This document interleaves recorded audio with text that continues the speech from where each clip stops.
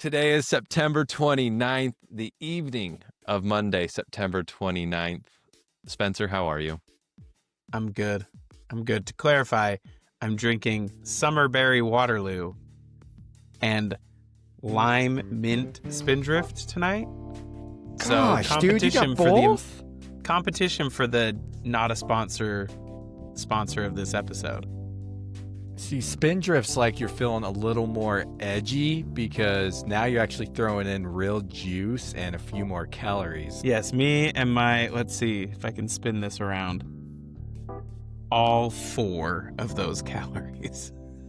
4 calories. More than the Waterloo, I'll tell you that. It is 4 more. Jacob, how are you? I'm good, but I do have a little bit of a complaint to file against media production companies of college football. Let's hear it. AI has become a problem, guys, because these media production companies like ESPN, Fox, and others out there are using AI to put together the highlight videos. And I watch a lot of I loved the 12-minute range highlight videos where you get the game, if you don't see it.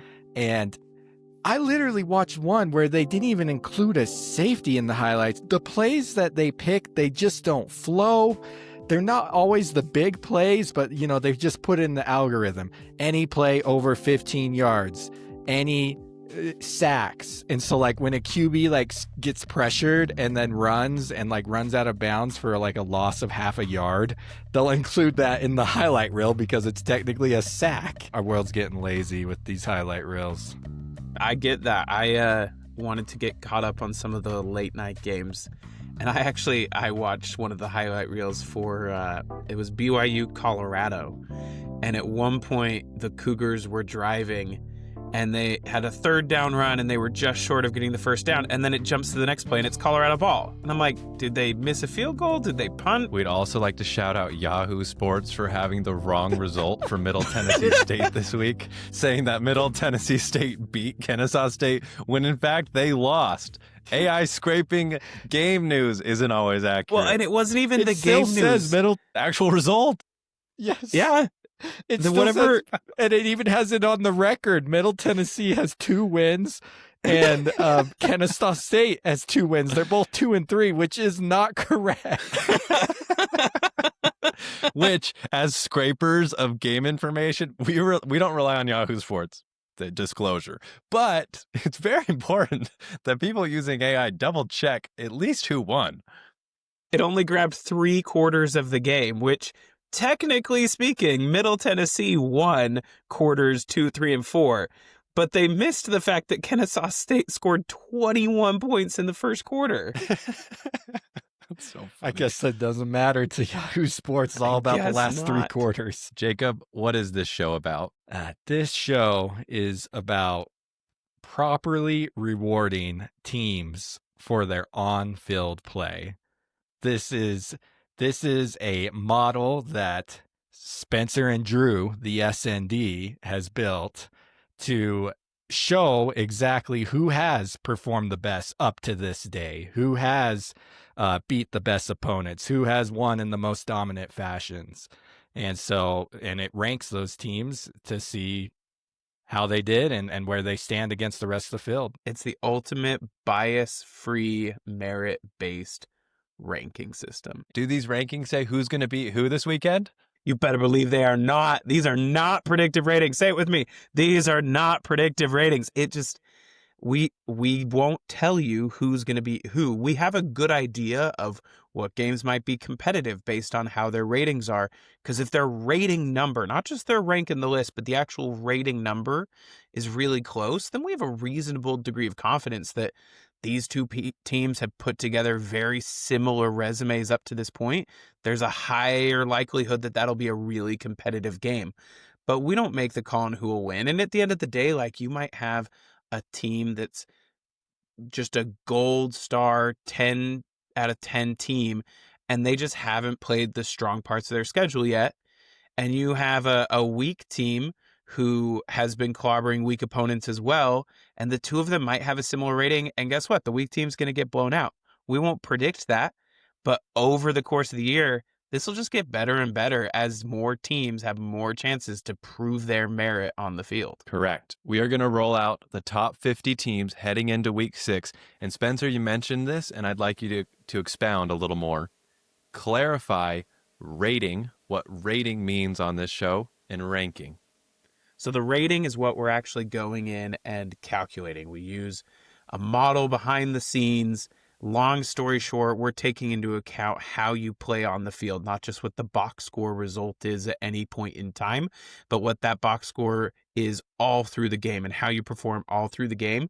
We give you a game rating that goes into your season rating. We adjust it based on components like who you played and who you've played in the past and how those teams performed this week and how recently you beat or lost to a team.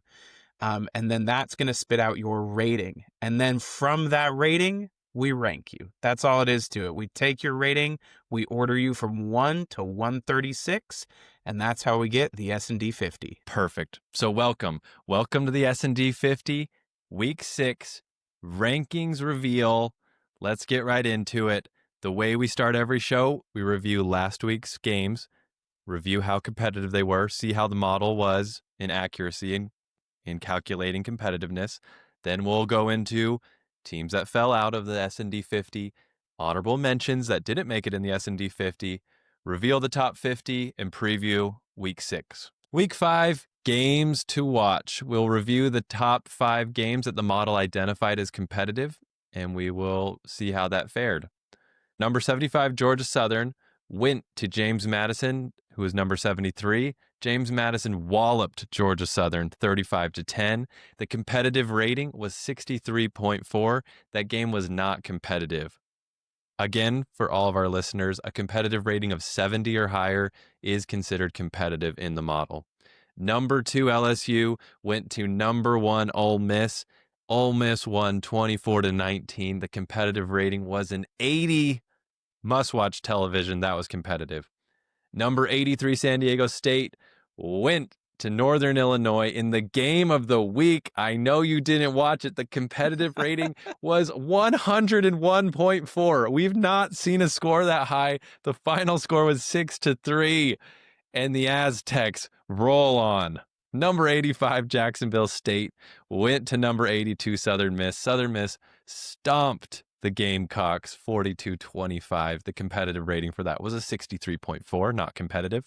And lastly, the game, if you weren't watching this, I feel sorry for you. Oregon went to Happy Valley, played Penn State. Oregon comes out with a double overtime victory, 30-24. The competitive rating was an 81.2. Oregon in our model was number 16. Penn State was number 10. And for the season, that brings us to a 69% accuracy rating in predicting competitive games to watch. Here are the S&D 50 teams that were in the S&D 50 last week but fell out. We'll start from the bottom to the top, showing their current ranking as of this week. At number 76, down 37 spots, we have Syracuse. They lost to Duke 38-3. Syracuse got blown out by Duke.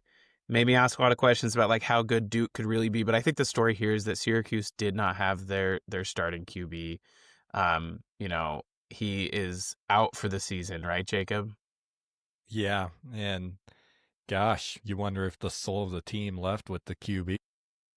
I know Steve Angeli was awesome, and they're a new guy, first collegiate start, Ricky Collins. I mean, he wasn't bad, but they weren't able to convert. They weren't able to get anything done in the red zone. So rough day for the Orange. Poor Orange. UCF at number 69, down 38 spots in the rankings, lost to Kansas State 34-20. We were high on the Knights last week. We were, They and heard we've me been low talking. on Kansas State all year. So low. So low. America's Conference strikes again. The model has not given Kansas State a lot of love, but you got to remember here, like, yes, they lost to Army, but they played Iowa State really close in another country. And Arizona was in the 50. So, at some point, Kansas State might surge back into the 50. They've got a long way to go still, but makes you wonder if they can get back to the team they were last season. I've been influenced by Jacob, and I looked at the FCS rankings for the first time in my life today. Tarleton State is number 3, people. Tarleton is for real. I am rooting for them to win the FCS national championship. Who's number 2 and number 1? NDSU and SDSU, right? Yeah, the typical powers. It's basically like Bama and Ohio State is just an FCS ball. But for Tarleton to be ahead of Montana and Montana State, that's nuts. I don't care if it's 5 games in. Yeah, no, and they've only been FCS for a few years now, so that is insane, the trajectory they've taken. At number 62, down 19 spots in the rankings, we have Rutgers. They lose on a last-minute missed field goal to tie to go to overtime. It was a 55-yarder. Swung it wide right with the new kicker. Poor Greg Schiano. Poor Scarlet Knights, down 19 spots. But I don't think this is the last we'll see them. You're probably right. It's probably not the last that we'll see Rutgers. But the problem is their path does not get any easier. Of their 7 remaining games this year, all but one opponent is in the S&D 50 today. The only one that's not in the S&D 50 today that they play is a road game at Purdue. Their other games are Washington, Oregon, Illinois, Maryland, at Ohio State, and then home to Penn State to finish the year. Like, we may not hear much about them anymore because they have one of the toughest schedules remaining in the sport. At 59, down 12 spots, Colorado lost to BYU 24-21. Hey, Colorado's for real. A lot of people thought Colorado was garbage after Houston ran them out of the building, but they were still trying to figure out their QB situation in that game. They started what started as the third stringer in that game, and they quickly figured out why he was the third stringer to start the year. And so like Colorado's had a roller coaster start to this season, but they were leading BYU for a lot of this game. They let it slip away there in the second half, but I think they showed that they can hang with the big boys. I mean, like BYU I wouldn't call them a big boy necessarily, but they're a quality team. And so I think just like with Rutgers, I don't think this is the last we see of Colorado in the S&D 50. Like I said, that was one of the games where I went and got caught up on some of the highlights there. BYU looked good. We'll talk about them, but man, Colorado's quarterback has Caden Salter. Serious potential. He has legs. He was throwing some darts. He could be really good. Yeah, the dude's not bad. And I was actually really impressed with Colorado's offensive line. BYU has a top 10 defense, and their offensive line was moving that D-line out of the way. They were picking up on the linebackers in the second level in the run game. I was thoroughly impressed with Colorado, and I think they can pull some upsets off here as they get into the meat of the Big 12 schedule. And all that Deion's been through in the offseason, cancer, losing Shadur, losing Travis Hunter, I do think it's easy to pile on Deion Sanders, but I do have to agree. Colorado looks good, and I think we will see him again in the S&D 50. I agree. At 57, down 13 spots, we have the Iowa Hawkeyes, who I think is the most slept-on team in the S&D 50 model. Iowa at 57 feels low, but that's where they are this week. They lose to Indiana 20-15. That's 2 games against 2 top teams in the country, Iowa State and Indiana, where they took both teams to the brink. Iowa feels really dangerous. They feel like a giant killer, but they really just may be a giant themselves who hasn't had the opportunity to really capitalize on that. Yeah. I think this is what the model is going to tease out over time, though, is identifying these teams who play really good teams close. And even though they already have 2 losses, they could really skyrocket up if they win down the stretch. Like Colorado, not to take away from Iowa, but Colorado has 3 losses now. And the model still's putting them in the 50s. So it's showing some love for the way that they are losing still. Kentucky at 54, down 18 spots, loses to South Carolina. South Carolina got right, 35-13. Yeah, if you're Kentucky, this just you had some momentum, and you had a team that was down, and you like you said, it was a get right game for South Carolina. That feels bad to be on the other side of that kind of game. But hey, like we said last week, expectations for Kentucky football just be in that 50 to 25 range. So you're just outside of it. Get a win next week, and you're right back in it. Michigan State at 53, down 7 spots. They had a bye. Spencer, do you want to explain why a team slides 7 spots and didn't play last week? Absolutely. So our model takes into account not just the game you play in any given week, but also who you played in past weeks and how those teams performed in the current week. And so with a team like Michigan State, for example, they didn't play, but here's their record so far this year. You got a win against Western Michigan. You got a win against Boston College. You got a win against Youngstown State. But most importantly, last week, you lost at USC. Well, what did USC go and do this week? USC ended up losing to Illinois. And we'll talk more about that game, but this is the implication there is you lost to a team that turned around and lost. And so you take a hit in our model for that happening. If you beat a team that turns around and wins, so we'll talk about this same game, same situation, but in reverse with Indiana and Illinois, then you're going to get an additional boost. But at the end of the day, I think every one that they had beaten so far this year, like BC lost to Cal, USC lost to Illinois, everyone that they had beaten or lost to lost this week. So it's almost like a strength of schedule reflection where their schedule got weaker. They aren't as good for their rating as we thought they were good for, and so they get deducted. And that boost tapers over time. Yep. And you're not, you don't have to hang on to that. So like technically they beat Western Michigan, and Western Michigan just completely boat raced Rhode Island this week, beat them like 47-14. And it was not even close. They put on 28 points in one quarter. Michigan State got like a tiny little boost for that, but it's a different team. The reason it tapers off is because the team that they beat in week 1 could be a really genuinely different team than the team that's playing out here in week 5. And so over time that diminishes because the season changes, the teams change. So that wraps up our teams out. Let's go through our 4 honorable mentions for week 6. Teams that did not make the S&D top 50 teams heading into week 6, but we still want to have a moment for them. At number 80, up 11 spots from last week, we have ULM. Okay, guys. ULM joined the Division I ranks in 2001. Let's play a game here. How many bowl games do you think they've made since 2001? Take a guess. So that's 24 years possible. Yes. I'm going to guess, I feel like I need to guess low here, so I'm going to guess 3. All right. I'll do Price is Right. I'll go a little above that, 5. Too high on both. 1. No way. One. Wow. Bowl game.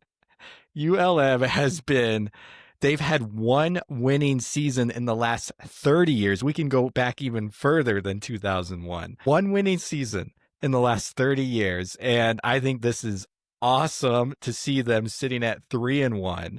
This is a team that's basically been in the 100s. If this model had existed, I wonder what their final rank would have been every year.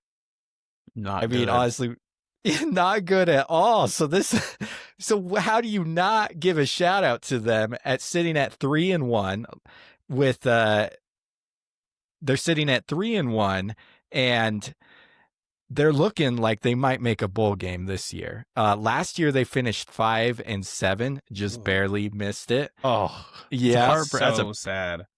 And that was in the first year of their head coach, Bryant Vincent.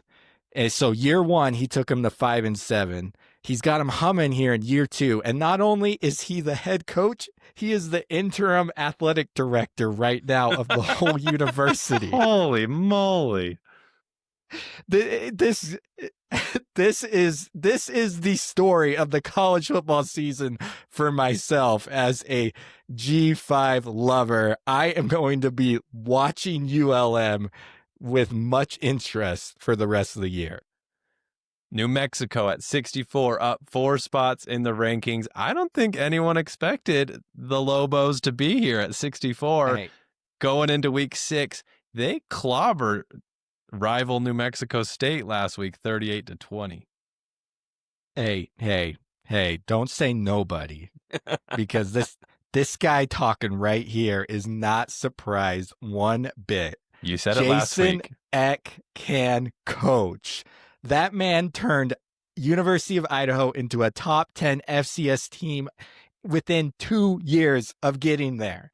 He is gonna make sure New Mexico is respected. It's beautiful. They How might long do you crack the think he's going to 50. be there? That's the real question. Yeah, because Bronco left after 1 year, and that was just all he had to go was 5-7 there to get respect. Shout out New Mexico and Mountain West. Up 14 spots.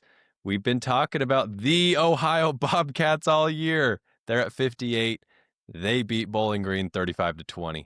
Dude, leading the way for the MAC, I love me some Ohio Bobcats. They put on a show against Bowling Green. We won't talk about the 3 turnovers that their quarterback Peter Navarro was personally responsible for. Instead, we'll talk about the 4 touchdowns, 2 in the air, 2 on the ground, more than 250 yards, all by himself. That Ohio team is hungry for back-to-back MAC titles. And Bowling Green was one of the tougher opponents that they're going to face in the MAC. They've still got tests down the line. The game against Ohio State showed that they're not ready to compete in the highest echelons of the sport, but you better believe that they are looking to take on the title of junior champions of the state of Ohio and winners of the MAC at the end of the year. Does anyone know who Bowling Green's head coach is? We'll have a Bowling Green moment. Eddie George. That's not a nobody. I get that he doesn't have coaching experience, but that is some cachet at Bowling Green. That's That's some true. swag. They've played some tough games so far this year and played respectably in all of them. Their defense has some obvious gaps, but they forced 3 turnovers against Ohio. They put up 17 points against Louisville, 20 against Cincinnati. Like I said, they're one of the more respectable wins that Ohio's going to get this year. And if Bowling Green wins, the model's going to reward Ohio too. At 52, up 21 spots in the rankings, we have James Madison. Kurt Signetti-less James Madison at 52. They beat Georgia Southern, not State, 35-10. Hey, you guys remember that story from last year at UNLV when their QB started like the first 3 or 4 games and said he didn't get his NIL money and then bounced and, okay, because wanted to preserve. So that guy is now the backup QB at James Madison. He's not even starting there. That hurts. That hurt. I wonder how much they're paying him. Keep that bench warm. I can't imagine more than UNLV, but I could be wrong. James Madison, we had that marked with Georgia Southern as a competitive game by the model. When I see any time a team just blow out another team when it's marked as competitive, it makes me think, we might have something here with James Madison. So it's great to see them getting rewarded. Yeah, this is the model getting right too. Like, as more teams play more games against more opponents, it's going to be more accurate and accurate to how good the team really is when compared against everyone else. That wraps up honorable mentions, and now we reveal the top 50 teams in college football heading into week 6. We will start with teams 46 through 50. At 50, down 16 spots coming off a double overtime loss, we have the Florida State Seminoles losing to Virginia. At 49, new to the S&D 50 this week, up 12 spots, the Old Dominion Monarchs. We had them last week in the honorable mentions, and here they are now. Beautiful to see. They got a win. At 48, we have Nebraska. 47, down 20 spots in the rankings. We have Kansas coming off a close loss to Cincinnati, who we'll talk about later. And at 46, we have Baylor, who beat Oklahoma State without Mike Gundy 45-27. The Baylor game against Oklahoma State, by the way, I think the line on that game was like 25 points. And Baylor, I mean, they only won by 18, so I guess that's momentum if you're Oklahoma State. Yeah, I would call that a win for the Cowboys. I mean, let's talk about Florida State, though, before we go too much further. Florida State ranked 18th in the AP poll this week. I mean, is now the time to talk about how bad the AP poll is? 8th last week. And yeah, you can talk about how bad it is. And Florida State, I've just stopped following the AP poll since the SND has just enlightened my eyes to truth and justice. But Florida State only faces one more team that's currently ranked in the SND 50 the rest of the year, and that's Miami. None of their opponents are even in the top 50. Insane. And not to mention, the AP poll has Virginia rated behind Florida State still, even after losing. And it's good to mention here, Virginia dominated that game. If you didn't watch it on Friday, you might have thought, well, maybe Florida State was playing with their food. No. Virginia dominated. The double overtime's deceiving here. Yeah, Florida State honestly clawed back. They almost salvaged the game in a true comeback. Virginia, I mean, we were talking in the first half of this game, Drew, and like we thought that Virginia might run away with it. Yep. It's good to see Florida State properly rated 2 weeks in a row. They're at 50. We're not saying they're out of it. They beat Miami this week. They'll jump right up, and good on them. But this model rewards performance, and they didn't perform well. So that's why they're at 50. Old Dominion, 49, up 12 spots, beat Liberty 21-7. How do we feel about these Monarchs? It's good to see the Sun Belt put in a team in the top 50, and Old Dominion, that's a surprising one of any of them. But hey, if you play Indiana well, that's why you're here. Oh, yeah, they're not going to continue to get that boost, by the way. If Indiana keeps winning, that tapers off. They won't get credit by, a few weeks from now at all. And even at this point, they're not getting all that much credit. Negligible credit. And Indiana is still suffering from only beating them by 13 points because I know. Everyone is like, oh, they only beat Old Dominion by 13 points. Well, guess what? Old Dominion's a top 50 team. Gosh, all these ignorant people don't realize the quality of play going on with the Monarchs. When I see the sport through the S&D 50's eyes and you look at teams ranked 1 through 136, if you're team 49, that's a big deal. But I think in a sport where we only look at 25 and then this black hole abyss after 25, no. 49's great. 49's really great. Yeah, you're basically in the top third. Yes. That is way good. They're the highest rated Sun Belt team. They are, according to our model, the best team in the Sun Belt. That's got to be a good place to be as an Old Dominion fan. At 48, no change, Nebraska.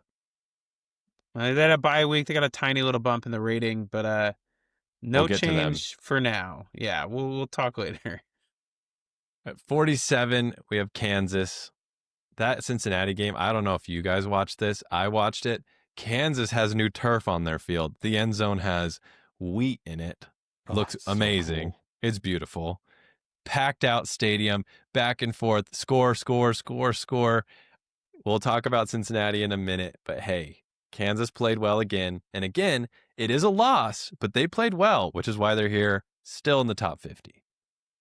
And now I'm curious to see where Cincinnati, if we've yet to see them in the top 50. So correct. I'm guessing with this win, they'll be in here up above Kansas somewhere. Oh yeah, this is Loki, my favorite part of the show. Just a reminder, we don't show these to Jacob before.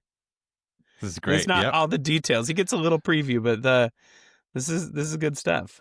And remember that Cincinnati lost to Nebraska. And we don't see them here on this slide. They're going to be ahead of Nebraska. Oh, yeah. At 46, Baylor, we talked about them. Congrats to Baylor. We like Baylor on this show. The model liked Baylor last year, so we'll see them continue to rise, hopefully, as they perform well. If Kansas State can beat Baylor, then they might be for real and just had a slow start to the year. But if Baylor can keep Kansas State down, then they'll keep their spot in the 50. Teams 41 through 45. At 45, down 12 spots in the rankings, we have the Auburn Tigers. They lost to Texas A&M 16-10. At 44, up 5 spots in the rankings from the Mountain West, Fresno State on a bye. Duke at 43, up 22 spots in the rankings. At 42, up 13 spots in the rankings, we have Boise State. They demolished Appalachian State 47-14. And at 41, down 9 spots in the rankings, Arizona lost to Iowa State 39-14. Welcome back, Duke and Boise State. To be clear, they were out more 50. than just last week. They were both in at the preseason edition and fell out very quickly. So they're back for the first time since the preseason. Auburn in that game against Texas A&M. I mean, that's a close score in box score, right? But Texas A&M had total control of that game. Auburn got a fourth quarter touchdown to make it look closer than it really was. And Jackson Arnold just kind of looked lost. Like he made basically 50% completion rate, threw for a little over 100 yards, no touchdowns or picks, but just the pressure was getting to him. He seemed rushed. Texas A&M's defense basically had their way with Jackson Arnold. And then looking at Fresno State, I mentioned this last week, but their head coach, Matt Entz, he's an interesting character. As I said, he coached at the powerhouse, FCS powerhouse, might as well be the Bama of the FCS, North Dakota State. And the fans at North Dakota State actually ran him out of town. He won 2 national championships in 5 years, but his last couple years they had a couple of 2-loss seasons, and that is unacceptable there. The fans did not like him. They thought he was not leading North Dakota State in the right direction. They thought quality of play had dropped. So he left to take a linebacker coaching job at USC for a year, and then this is his first year at Fresno. And so everyone at North Dakota State is saying he was just a product of the system and he wasn't a good coach. And so I guess we're going to find out here at Fresno. Right now, he's off to a great start as he's got Kurt Warner's son, EJ, chucking the ball around for him. Fresno State on a bye. I think they're dangerous in the Mountain West. I agree completely with you, Jacob. Watch out.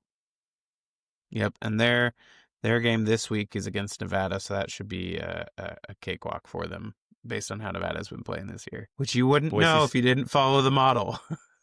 That's right. Boise State. Let's have a Boise State corner here after the Shellacking. after the shellacking at the hands of the USF Bulls. We said maybe the dynasty's down. I don't know anymore. I think they're down, but hey, it's a good win against Appalachian State.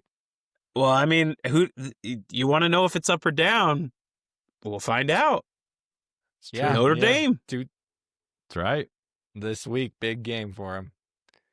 In Arizona, we'll get to Arizona when we talk about Iowa State. Yep. Teams 36 through 40. At 40, new to the S&D 50 as foreshadowed. Up 16 spots, we have Cincinnati. They beat Kansas 37-34. Welcome, Cincinnati. At 39, up 13 spots in the rankings, having clobbered West Virginia. The Utah Utes, welcome back to the S&D 50 Utah. At 38, up 3 spots in the rankings, coming off a bye, UNLV. At 37, no change in ranking, Washington lost to Ohio State 24-6. And at 36, up 9 spots in the rankings, we said it last week, the Louisiana Tech Bulldogs are no joke. They clobber UTEP 30-11. I mean, you got 2 Big 12 teams in this stretch, Cincinnati and Utah. And I think the Big 12 is really good this year. I've seen several Big 12 games. I watched parts of Iowa State, Iowa. I watched most of Texas Tech, Utah. I didn't get to see any of that Cincinnati, Kansas game, but I've seen Kansas play, and they're very good. You know, this isn't the MAC, sorry, MAC fans, where they, it kind of has that same sort of chaos factor, but they're not stringing together wins in the non-conference. The Big 12's looking really good this year. Louisiana Tech is leading the country in interceptions. They have 11. I kid you not, 11 on the season. They have 3 pick sixes. They have the nation's That's nuts. leader in pass breakups in Jamal Shelby Jr. That defense is carrying them. And what makes them even more scary is their head coach is an offensive guy. And the offense isn't even clicking as you would think it would. It's the defense that's carrying. Just give it due time. If that offense really starts to kick in, I watched some highlights of Blake Baker, not against UTEP week before. Golly, he can sling it. It was big play after big play. It's so fun to watch them play. They got a bye this week, so we may not hear from them again. And I think they're mostly through their non-conference schedule, unless you count the Pac-2 later in the year. But they've got some tough games and some additional chances to prove themselves against quality opponents. Most notably, honorable mention from last week, Delaware and Western Kentucky. I think those 2 games will be tests for them. We love the Blue Hens. Teams 31 through 35. We have at 35 up 15 spots in the rankings, as they properly should be, ahead of Florida State, Virginia. They beat Florida State. At 34, down 19 spots in the rankings. A lot of Bulldogs fans aren't going to like this, but you have Georgia here. Lost to Alabama 24-21. At 33, up 9 spots in the rankings, ahead of Georgia. North Texas Mean Green. They beat South Alabama 36-22. At 32, down 20 spots in the rankings, losing to the Arizona State Sun Devils, you have TCU. And at 31, up 27 spots, rocketing back into the S&D 50 after being out, you have South Carolina, who clobbered Kentucky. Hey, Yeah. Remember what I said last week about South Carolina? Yeah, be discouraged if you're a South Carolina fan, because the real polls won't give you your credit. But come here. You are welcome at the SND. Well, we will credit you and let you climb back as high as your team wants to climb. Thus why we see 31 from that win. At 31, you are right in the hunt. Yep, this is another great example of where the model's going to give you credit for how teams you recently played performed. They would have gotten more credit. They would have been higher to begin with, but they would have gotten more credit if they'd beaten Missouri and Vanderbilt. But having played, especially Missouri, having played Missouri very close, they got a decent chunk of points added to their rating because that game was just a week ago. So South Carolina's on a bye too this week. Get healthy, get right, get ready for more SEC LSU. play. At LSU is their next game. That's brutal. North Texas ahead of Georgia. Someone who's just watching this is going to say, what are you talking about? Hey, North Texas is a force. And I think North Texas, this is overreaction, Jacob, okay? Just like when I said Cal was going to go undefeated. I look at North Texas's schedule in the American, and it is very feasible of them to run the table. Now, they got a couple tough games in South Florida, but they get South Florida after the bye, and their next toughest game is Navy. And everything else, I do not see them losing. That's 10-2 right there. Win one of those, that's 11-1. Win them all, you're seeing them in the college football playoffs. It's great to see. In Georgia here at 34, a couple of factors. One, if you don't play anybody in this model, you have a lot of cupcakes. Even though we love Austin P is going to hold your spot in above 31. So that's one reason why Georgia's here. And two, let's remember, Georgia beat Tennessee. So you could argue as a Georgia fan, wait, we beat Tennessee. But let's remember how you beat Tennessee. You were down. You were behind. You had to come back. You had to win it in overtime. The model takes all that into consideration.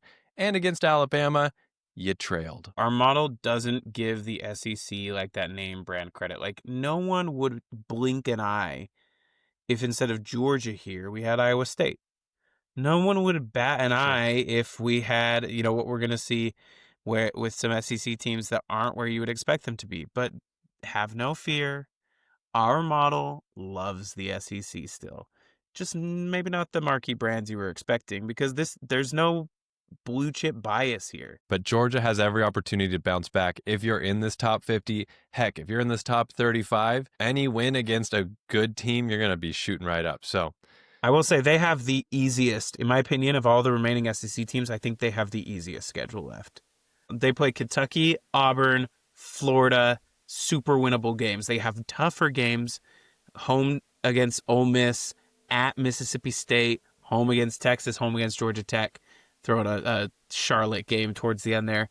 Those are all super manageable games, and of their 4 hardest games, 3 of them are at home. So I anticipate we'll see Georgia jump up again. But for now, 34 feels appropriate. Mm-hmm.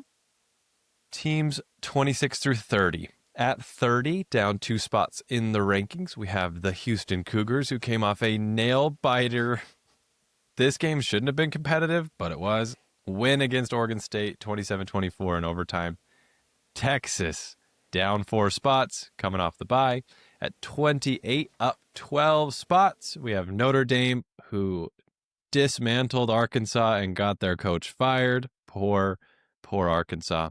At 27, down 23 spots in the rankings, we have USC. We had them so high last week, so unbelievably top 5 high.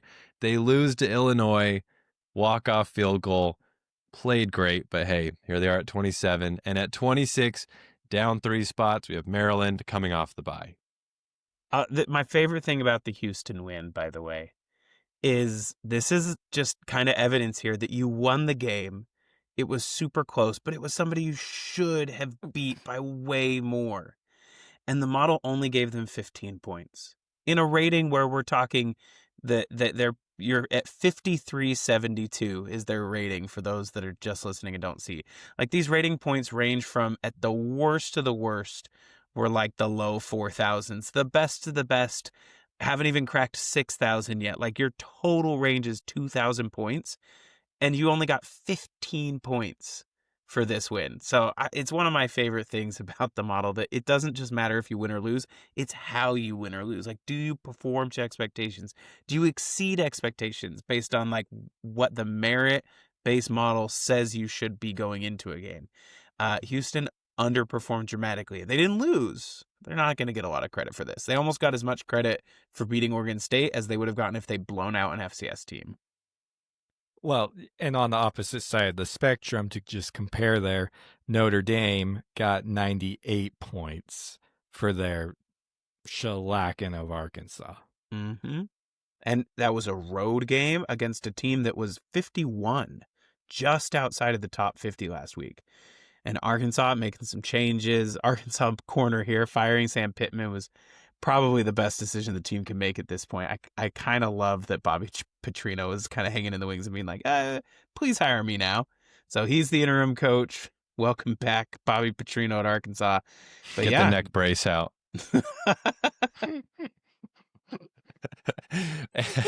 And for the record, this model does not take into account home or road victories. USC at 27, we will talk about them when we talk about Illinois. I'm holding that for now.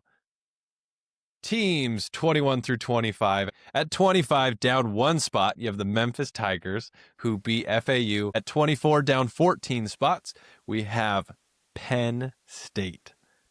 At 23, down 15 spots, we have Mississippi State. At 22, up 7 spots, we have Louisville. And at 21, up 9 spots, we have Navy. Now, for Memphis, they beat Florida Atlantic. That was a pretty respectable win. Just a slight peek behind the curtain here, because all you see if you're looking at this on YouTube is that Memphis got 26 rating points added compared to where they were last week. A small peek behind the curtain. They actually got 47 points for beating Florida Atlantic. They lost 21 points. Why? Because Arkansas got shellacked by Notre Dame. So that win is less valuable this week than it was last week. And so they lost a few points. They had a downward adjustment because they played Arkansas so recently and because Arkansas got beat so badly. It feels fair. I'm sorry. It feels valid. One last moment on that. I've fixated on this game for some reason, but I promise I'll drop it. I don't know if you guys watched it all, but do you guys know that Notre Dame faked a punt like in the third or fourth quarter when they were With that up big of a like, lead, when they were up by like 30. they were getting ready for Boise State at that For, point. apparently. I mean, I guess Marcus Marcus Freeman's Freeman just- was like, might as well practice. Marcus Freeman's like, we will exercise all our demons right now. Let's just get it all out here. Get it all going. Bring this back to Memphis. In the AP poll, South Florida, who's not even in the S&D 50, is getting more votes than Memphis is. Ridiculous. And Travesty. Memphis is undefeated. And it's because South Florida has Travesty. a win against Florida. And even though neither Florida nor Arkansas are ranked, people look at those two teams and think, well, Florida's better. So, but they're not.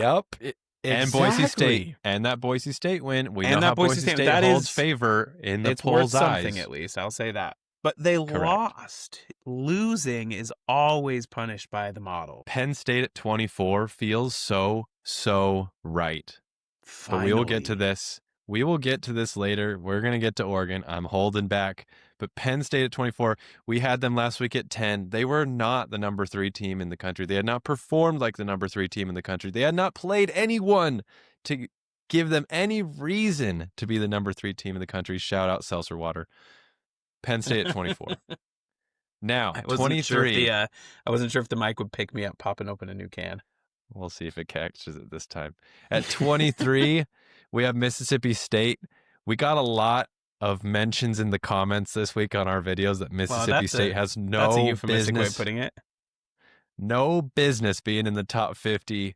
Well, here you go. The maths. They're at 23 despite losing to Tennessee. They really controlled that game and had many chances to win it. I love the Mississippi State Bulldogs. The model does too.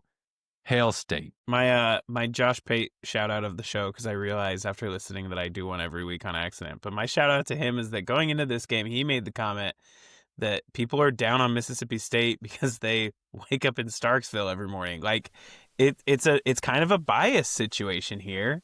Yes, they're an SEC team, but it's kind of like with Vanderbilt. People are haters. It's not Georgia or Alabama, then it's going to be downvote from them. So I love Mississippi State still holding on to a spot in the top 25 of the S&D 50, no less.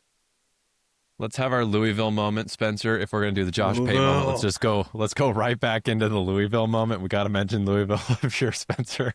They Hey. play Virginia this week. Huge game. They beat Pitt 34-27. Kind of rocky to start, but they pull out a victory. They're going to have to really be on their P's and Q's if they want to beat Virginia. Yeah, I mean, kind of rocky. No kidding. One more little peek behind the curtain. They got 33 points added to their rating for beating Pitt. That's less points than Memphis got for beating Florida Atlantic, right? Like we acknowledge that Pitt Pitt might is be the a better lowest opponent rated than Florida. ACC team. Pitt is the lowest rated ACC team in the S&D 50 as of last week. It was close. They got double the credit that Houston got for almost losing to Oregon State. But yeah, this was a game that Louisville should have done better at. I've accidentally become a Louisville stan, by the way. I have no direct connection with this university at all. But Louisville's rated higher than Virginia. This is be what it may be. I like them this week. Love it. Jacob, Navy 21 beats Rice at 21-13. We said it last week. Rice was in the S&D 50, hovering higher than people think. Rice is a good team. Navy gets a win. They just surge on higher at 21, unranked in the AP poll. This week they have Air Force. I'm not Rivalry. even sure they're receiving votes in the AP poll. Nope. Shame on that poll. If you look at Navy's wins, it's UAB, Tulsa, Rice, and VMI. Don't ask me what VMI stands for. But I don't want to guess. that doesn't sound, that is not the name brand slate. But I think Tulsa, Virginia Military Institute. there we are. That sounds right. Another Tulsa and Rice. armed services game. I like it. Yeah. And so it's not amazing wins, but yes, Rice is better than people think for 100%. Tulsa's pretty good. UAB, they're not as bad as you think they are. They're still bad, but not as bad as you might think. So this Navy's got a lot to still determine, but it's a nice start for them. And here's the thing about Navy. Like, Navy started in the 60s, and they've just been chugging along. They've got a road game at Notre Dame. They've got a road game at Memphis. They've got a road game at North Texas. They're going to have lots of opportunities to either prove their worth or trip up. The American is absolutely stacked. Stacked. And it should be mentioned. 16 through 20 at 20. Hello, Tulane. Hello, Green Wave. Up 15 spots. They clobbered Tulsa 31-14. At 19, up 1 spot, Texas Tech. At 18, up 20 spots after beating USC, we have Illinois. At 17, up 2 spots on a bye was Michigan. At 16, up 6 spots, beating TCU, we have the Arizona State Sun Devils, who in the AP poll, as of today, are 25. Illinois, let's talk Illinois. That game was wild. USC played so well. USC had that lead. They have that late drive, but Illinois flexing their muscle, and we'll get to Indiana in a moment, but it does make you think, how good is Illinois? I'll tell you where Illinois benefited in this game. Illinois benefited from being in Central Time and playing at noon. I don't think it can be overstated the impact that travel has in our East-West conferences like this. One of the biggest advantages that good SEC teams have is the worst time zone change that they ever have to do is Central to Eastern or Eastern to Central. Like, you've got all 4 time zones represented in the Big Ten. You've got all 4 time zones represented in the Big 12. You've got the coasts both represented in the ACC, and you've got these long, wild games. If I'm the Big 12, I'm not scheduling teams to travel and then play morning games on the other side of the country. That's diabolical, man. Yeah, that is just straight mean. And with Illinois, I'm looking at their schedule. They only have 2 games against currently ranked S&D 50 teams. That's Ohio State and Maryland. If they beat Maryland, if they beat one of those teams and then run the table beat the teams they're supposed to beat, 10 that and 2. puts them at 10-2. Do we just book a playoff spot for them now? I think a 10-2 Illinois is on the outside looking in. 10-2 Big Ten team is in. Book But it. what if there's 3? What if there's 3 10-2 Big Ten teams? What if there's They'll 3 fit 'em 10-2 SEC teams? I love this. Our model is going to be the hub come the end of the season for That's this true. very reason. And Jacob's right. We're going to have to see what happens because Illinois is going to do Illinois stuff as we just saw. And we're going to find out. They got some trip games, by the way. The at Washington is going to be really tough. I don't think that's a gimme. So they get their travel moment as well, having to go, from playing Ohio State to then traveling out to Seattle. Arizona State, that win against TCU was mighty impressive. We had TCU really high in the model last week. For Arizona State, I know TCU kind of blew it a little bit, but you still have to win the game. Arizona State wins. Impressive to see them at 16. They're on a bye. They get a chance to get right. Yeah, they get a chance to get right to then go right back into Walk the the gauntlet of fire. It's hardest schedule in the Big 12. But they're so far 2-0, doing what they're supposed to be doing. They've been both close games, but in the end, they've pulled it out. If Kenny Dillingham does listen to this podcast, I know he never will, but he's only 35. Just shout out for his health. He needs to calm down just a little bit on the sidelines, man. I am worried about his long-term health when you scream like that. It's bad for blood to your brain. Teams 11 through 15. At 15, up 3 spots, we have Tennessee with a win over Mississippi State in overtime. At 14, up 7 spots. One of the most shocking teams in the S&D 50 this week, the Cougars of BYU beat Colorado 24-21. At 13, down 11 spots, the LSU Tigers lose to Ole Miss 24-19. At 12, up 2 spots, we have Georgia Tech, who narrowly, and I repeat, narrowly escaped Wake Forest in overtime 30-29. And at 11, up 15 spots, the Alabama Crimson Tide win against Georgia 24-21.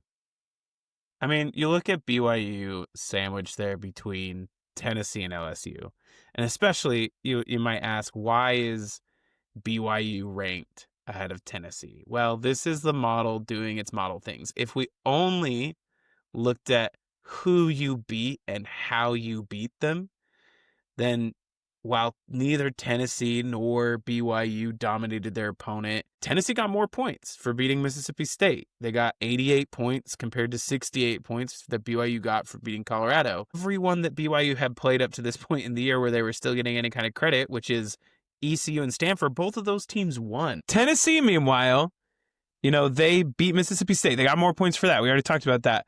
But their most recent win, or their most recent game against a team that also played this week, because UAB was on a bye. That's who they beat last week. But they lost to Georgia. Georgia lost to Alabama. So they lost to a team that lost. So, like I said, while they got more points, they lost 20 points from past opponent adjustments. BYU got 44 points for past opponent adjustments because of ECU winning, because of Stanford winning combined. And so, overall BYU ended up more points than Tennessee did on the week. 2 rating points ahead, just for anyone not on YouTube. Yeah, it is neck and neck. So that gap, by the way, is very tight here. From 12, Georgia Tech is 55-30 down. It stays really tight all the way through Tennessee at 15 at 55-18, really down to Michigan at 17 at 55-03. Like that's a stretch of 6 teams, all with rating points within 30 points of each other. If Bear Bachmeier can throw the ball down the field, BYU might be really dangerous. We'll see. It's a big if. And Jay Hill, as Jacob mentions every week, Jay Hill doing Jay Hill things. The Cougars are nothing without Jay Hill. Go Jay Hill. They are nothing without him. 7th ranked defense in the country. Where did that come from? I might start referring to BYU as the Fightin' Jay Hills, because that's what they are. That's the mascot.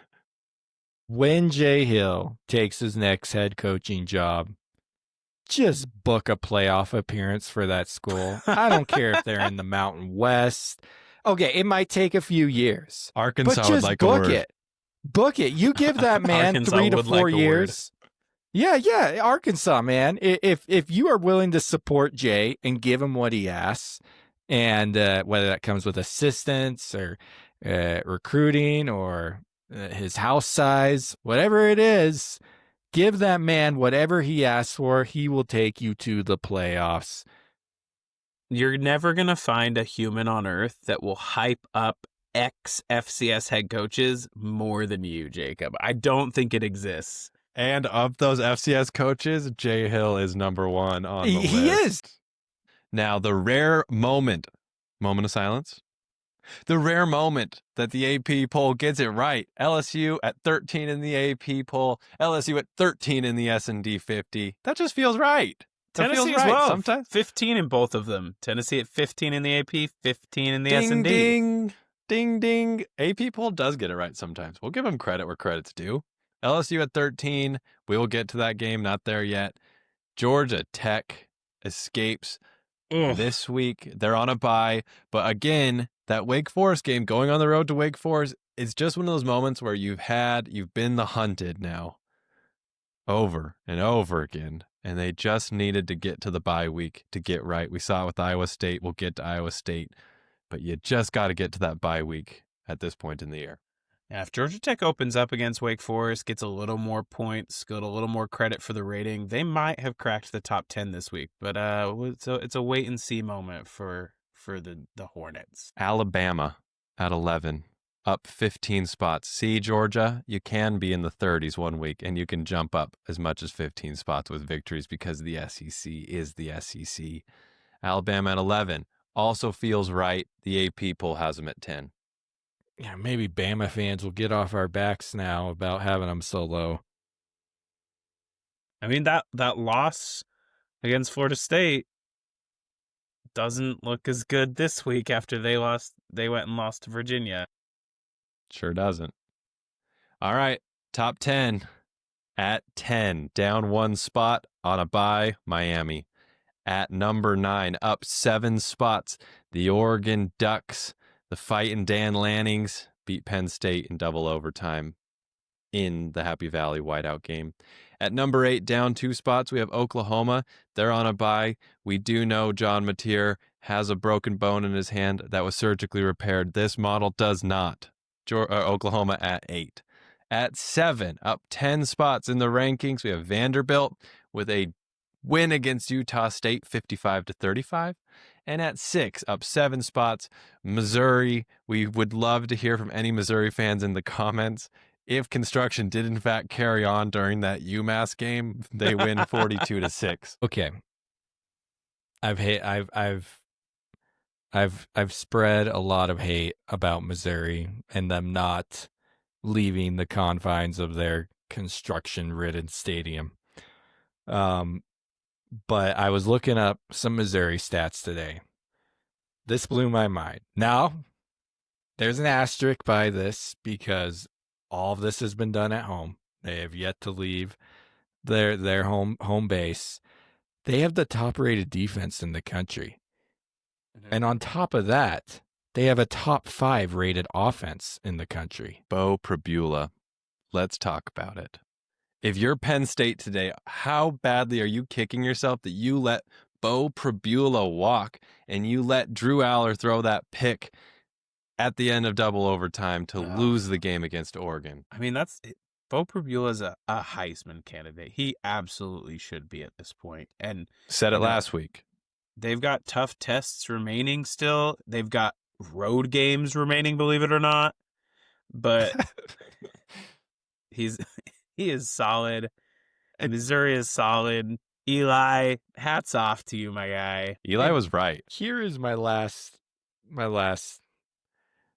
I cannot let us move on from Missouri without taking one jab about this schedule.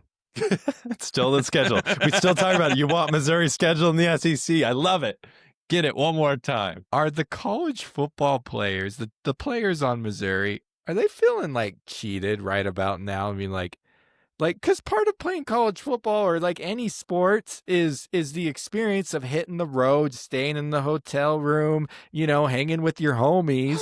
Like, are they starting to feel Spoken like cheated and like restless?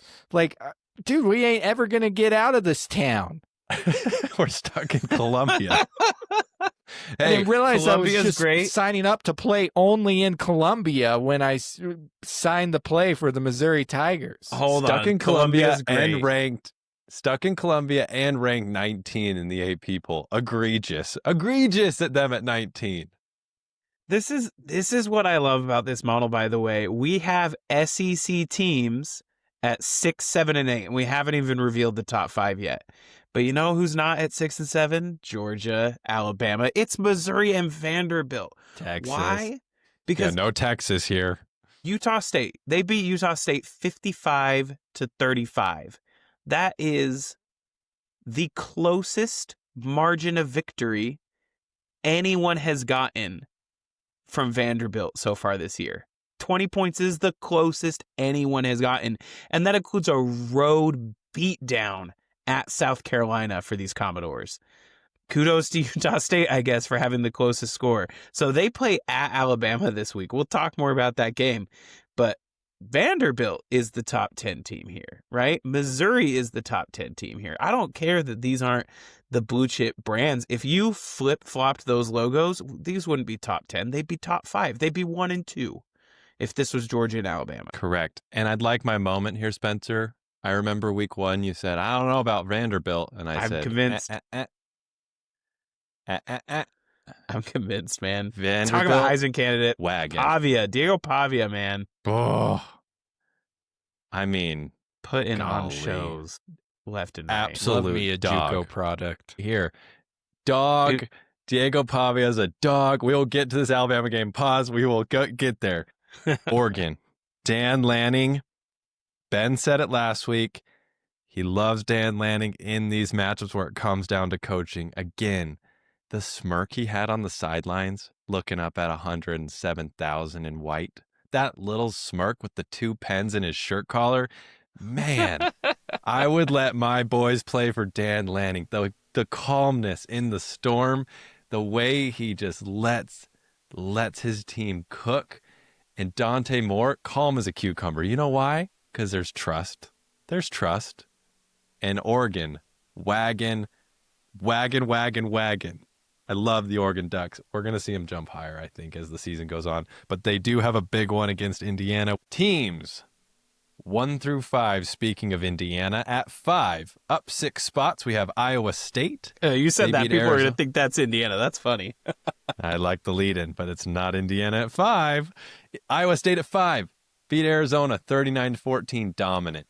At number 4, down a spot, controversy. Ohio State at 4. No, not the AP poll darling. They win against Washington 24-6. At number 3, Texas A&M up 2 spots, beat Auburn 16-10.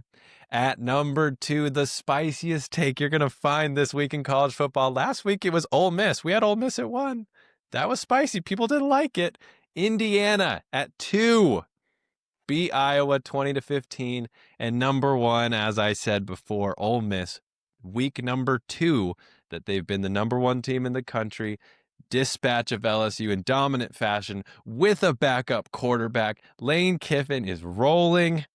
S&D 50 flexing on the AP poll. Still, Ole Miss at 4. What are you thinking? The AP is just holding on to the week 1 win that Ohio State had over Texas and still has Texas as a top 10 team when Texas hasn't really showed us anything since that loss, and Ohio State hasn't really shown us anything since that win. So other teams who are putting together a better overall product outside of just one game are jumping them.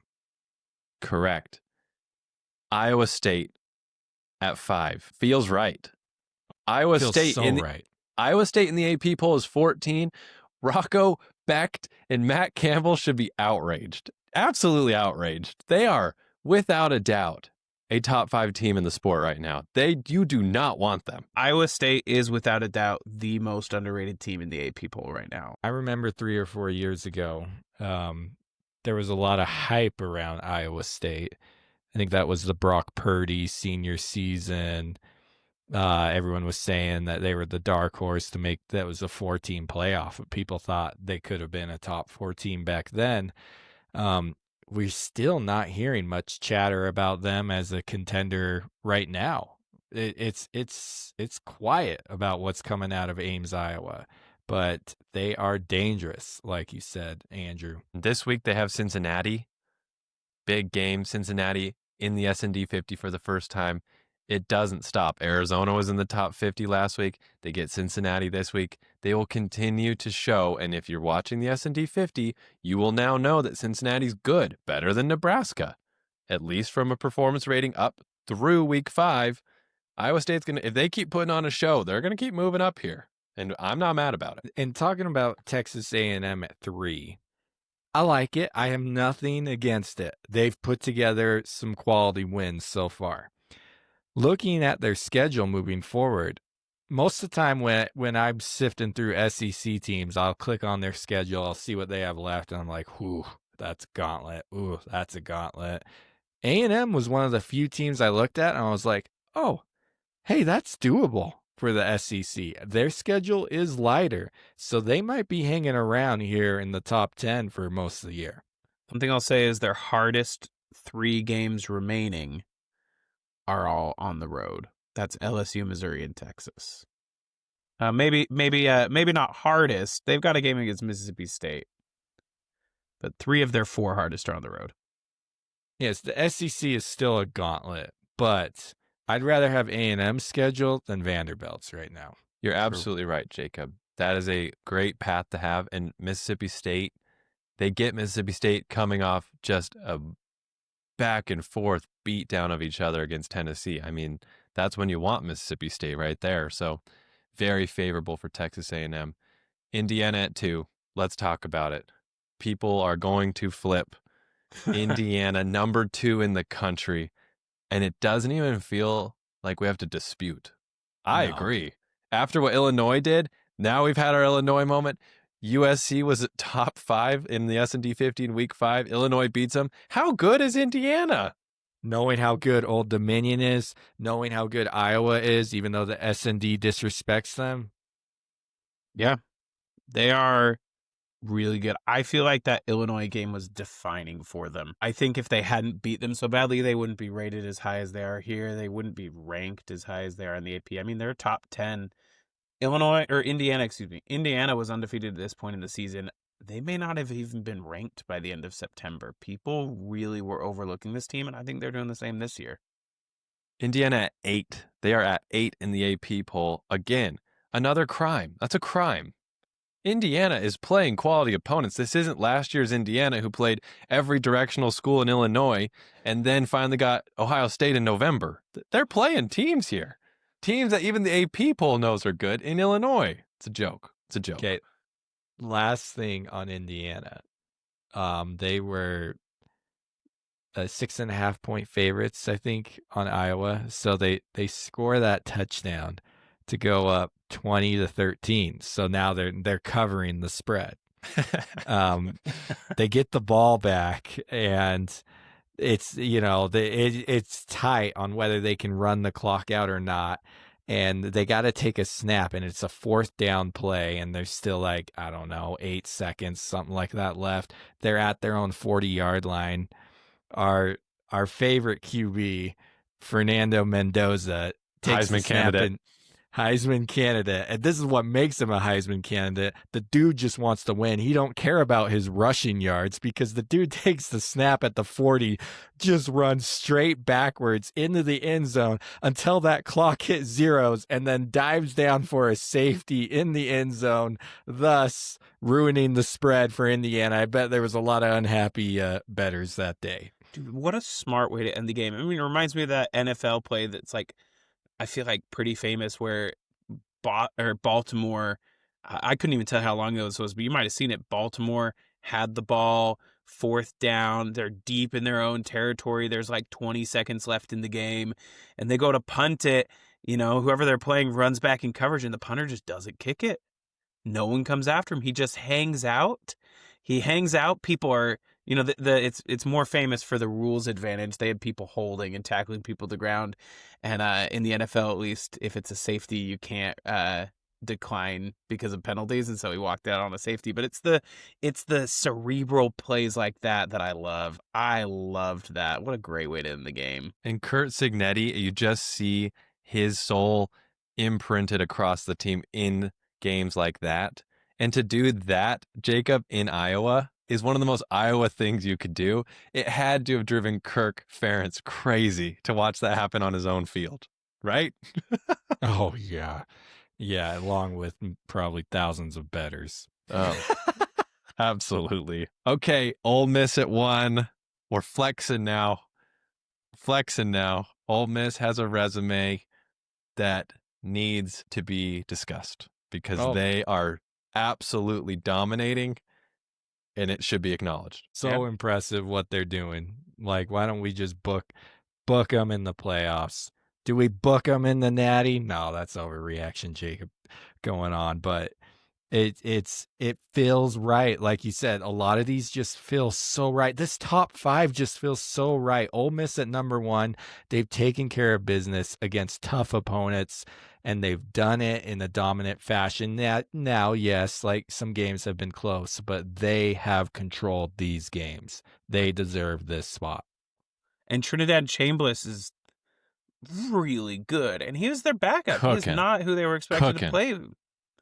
That actually could be a problem for Ole Miss when their starting QB gets healthy again. They actually have 2 quarterbacks. So now what are you going to do? And Lane Kiffin, for years, we've seen this. If you've watched the sport of college football, we watch Ole Miss do this all the time. They get a couple wins under their belt. We all get excited, and then they play someone who out-physicals them, right? And you can't just run and gun, and they lose. Well, this week they prove that they can do physical. And here they are at 1. I'm a believer. Lane Kiffin, congrats. This brings us to the Week 6 Conference Index, where the S&D 50 takes all 136 teams, takes their ratings, puts them into their actual conferences, takes the average, and shows us just where each conference lies. At number 9, we have the MAC. At number 8, Conference USA. At number 7, the Sun Belt. At number 6, the Mountain West. At number 5, the American. At number 4, the ACC. At number 3, the Big 12. Number 2 is the Big 10. And number 1 is the SEC. Now, the number of teams that are in the S&D 50 within each conference, Conference USA has 1, Sun Belt 1, Mountain West 3, American 4, ACC 6, Big 12 11, Big 10 10, and SEC 13 teams. And for those keeping track at home, the Big 10, despite the name, has more than 10 members. So there are some Big 10 teams on the outside looking in. Looking at you, Northwestern. And those not on YouTube, the Big 12 has more teams in the S&D 50 than the Big 10. That's right, 11 versus 10. One thing I'll say, just a little preview for coming weeks. Now that we're through most non-conference games, there's not a lot of interconference point variability that's going to happen. And so what we're going to do starting next week is we're going to look at these not as whole conferences, but as little mini conferences. Like what are the top 3 or the top 4 teams in the SEC compare with the top 3 or 4 teams in the Big 10? Maybe the SEC is so good that they've got 3 groups of teams ranked higher than any group of team in the Big 12. Maybe not. So throw a comment in our video or reach out to us at our email address if you have an opinion of how many teams we should put into groups. If we should do 3 teams, 4 teams, 5 teams, for how we should split this up from conferences into a conference, mini conference index or sub-conference index. We'll have to toy with that name a little bit too, I think. The American creeps ever closer to the ACC. The So ACC average rating is 5,057. The average rating in the American is 4,939. The American is just inching towards the ACC to pass them as the 4th best conference in college football. I'm rooting for that, but Spencer basically told me it's nearly impossible now that we're in conference play for that to happen. It's true. But who could get a big boost? The American. The Mountain West, if Boise State wins a super important non-conference game against Notre Dame. Yes, they will. And then the Mountain West is, I've said a lot in the past weeks about the Mountain West being pretty weak. It's starting to look a little better than they started. With 3 teams now in the S&D 50, that's quite impressive from where things were just a couple weeks ago. Absolutely. Week 6 playoff picture. If the playoff were to happen today, this is how it would shake out. Spencer, take it away. Starting with the 5v12 game, you'd have number 5 Iowa State hosting number 12, our highest ranked G5 team, Tulane. Just beating out Navy for this spot. Iowa State would host that game. The winner of that game would go play number 4 Ohio State in the Orange Bowl. Next up, we got in the 6-11 matchup, number 6 Missouri hosting number 11 Alabama. Isn't it ironic? Missouri hosting again in the playoffs. Just staying It Columbia. only is right. It's only My right worst. if it's done that way. My worst nightmare, man. Maybe the construction will be almost done. Almost. They'll still be going jackhammers in the background. But the winner of that game will travel just a little bit west of that, go play Texas A&M in the Cotton Bowl, the number 3 seed Ooh. Texas A&M. Basically Then you got a this home game for A&M. I know, for real. Then you got the 7-10 matchup, number 7 Vanderbilt hosting number 10, the lone ACC representative, Miami. And the winner of that game would go to the Rose Bowl to play number 2 Indiana. And finally, you've got number 8 Oklahoma hosting number 9 Oregon. The winner of that game would go down to the Bayou and play number 1 Ole Miss in the Sugar Bowl. Crazy how many SEC teams are in here and how many are hosting. Now, to clarify for our listeners, the format is different this year. The top 4 seeds are not reserved for the top 4 conference champions like they were last year. They are for the top 4 teams, period. there are 5 spots reserved for the 5 highest rated conference champions. In this case, that would be Ole Miss at 1, Indiana at 2, Iowa State at 5, Miami at 10, and Tulane at 19, which would actually push out the next best team and take that 12 spot. So the 5 conference champions are represented here, but you are not given preference for being a conference champion when it comes to getting that bye. So that's why you have 2 SEC teams and 2 Big Ten teams with a bye. And you have, count them, 1, 2, 3, 4, 5, 6 SEC teams in this format. So SEC fans, our model is for you. The next 3 out would be Georgia Tech, LSU, and BYU. Yep. So a couple things stand out to me about this playoff picture. I would love to see Vanderbilt host a playoff game. So That would be awesome to see that. There's a clip on the internet. Anyone listening can look this up. There was a time where Vanderbilt was renovating their stadium and they had the scoreboard dangling by 2 giant cranes. And the scoreboard, there was a storm, was swinging just freely on these cables during the game. So for Vanderbilt to go from a swinging scoreboard on cables to hosting a college football playoff game may be a glow up the world's not ready for. That is Absolutely. why I watch college football right there, Andrew. So beautiful. So beautiful. Okay, week 6 games to watch. We will go through them. These are the games the model has identified as the most competitive in week 6. At number 82, Western Kentucky will go to Delaware, who is number 68. The rating differential is 74.5 points. That will be on CBS Sports Network on Friday, 7 p.m. Eastern. Saturday, the 4th, 1 p.m. Eastern. Number 87, UTSA will go to Temple, who is number 94. The rating difference is 69.1. At number 83, Wake Forest will go to Virginia Tech, who's number 88. The rating difference is 48.2. At 3:30 Eastern, we will have number 7 Vanderbilt going to number 11 Alabama. That rating differential is 96.3 in favor of Vanderbilt, not Alabama. That Vanderbilt-Alabama game, one of several in the 3:30 time slot. Busy time for college football. I mean, is Vanderbilt becoming, or they could, I shouldn't say it, it's only been 1 year, but it almost feels like Vanderbilt could become to Alabama what Alabama is to Georgia. It's in Tuscaloosa, so we'll see if that has an impact or if Diego Pavia just goes off and says, you know what, I want to keep that 20-point margin streak going. I wonder if Clark Lee has a job interview set up there in Tuscaloosa just before the or after the game. That's a take. That's I spicy. mean, let's be honest here. Let's be honest. We know Bama there's been unrest. And with what Clark Lee has done at Vandy, they're probably knocking on his door. A job interview might be the hottest thing I've heard. Are you kidding me? You're telling me Clark Lee is interviewing for a job he doesn't even know he's interviewing for while they potentially beat Alabama in back-to-back years? Crazy talk. Spicy. Diego Pavia, I mean, this was put on Netflix. Diego Pavia feeling slighted by Nick Saban on Pat McAfee saying you don't lose to Vanderbilt.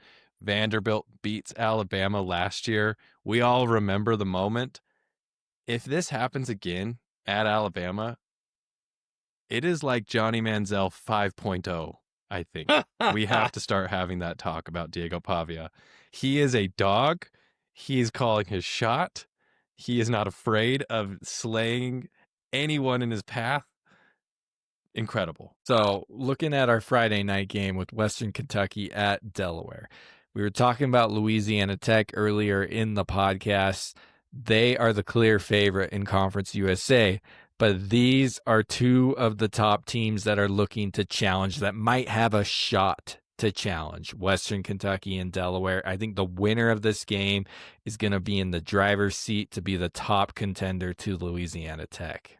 Well, and the wild thing about that, this is Delaware's first year in FBS. Coming off a bye, too. They're hosting, coming off a bye.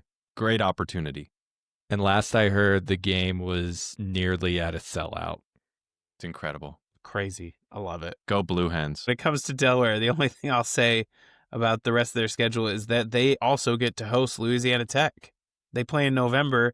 Delaware gets to host that game. It makes me want to get tickets and go to that game. I kid you not. Oh, dude, I want to go to Delaware game so bad right Delaware, Louisiana Tech. Are you kidding now. me? Yes. Are you That will kidding me? be in the S&D 50 games to watch.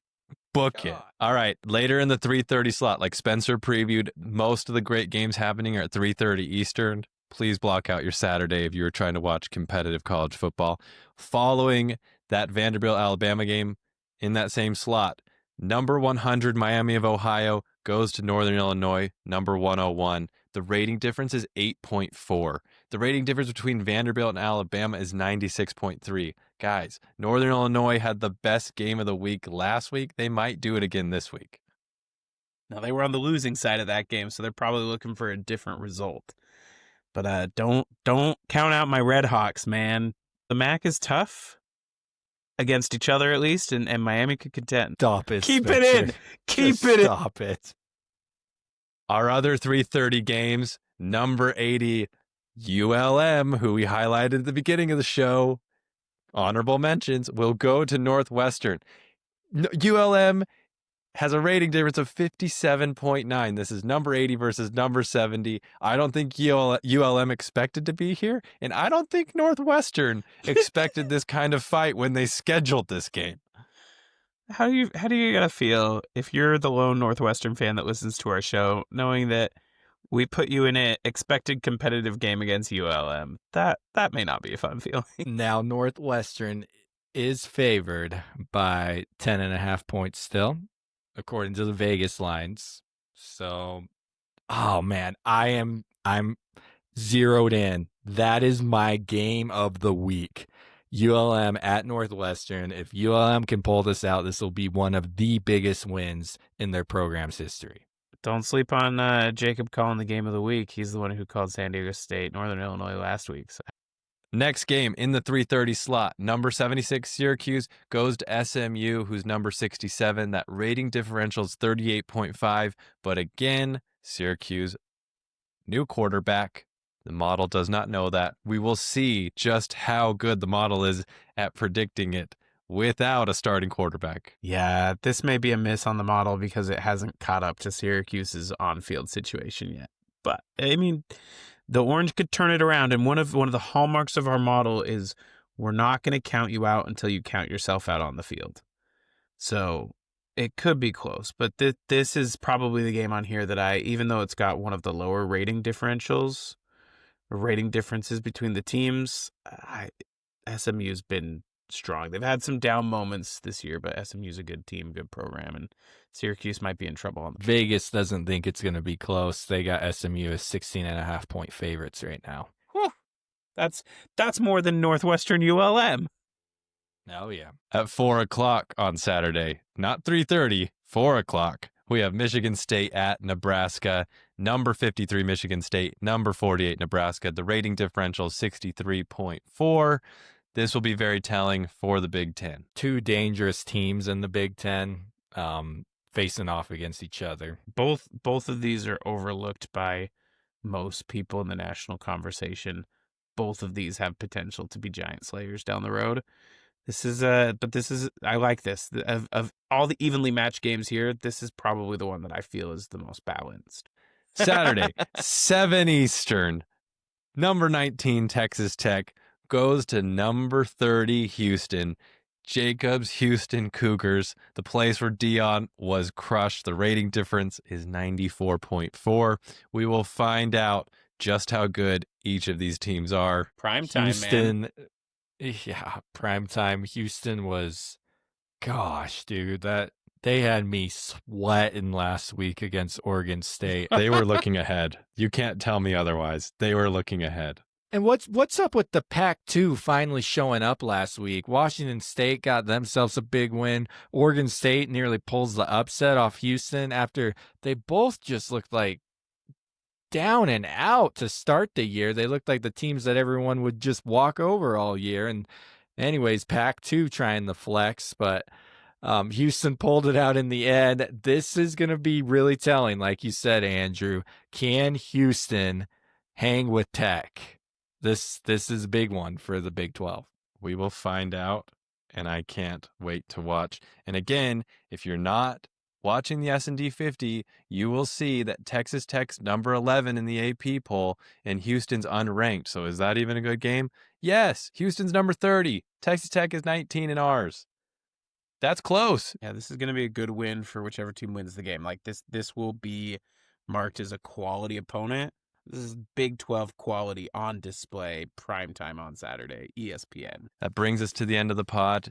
Spencer, thank you for being here. It is my Jacob. pleasure. I love nothing more than this. It's so stinking fun. Jacob, thank you for being here. Highlight of my week, guys. This has been the S&D 50 Week 6 edition. We hope you all have a great week. If you're listening on Apple Podcasts, Spotify, YouTube, thank you so much. If you made it this far, drop a like, subscribe. We thank you. We can't thank you enough. So long, everybody. Have a good week.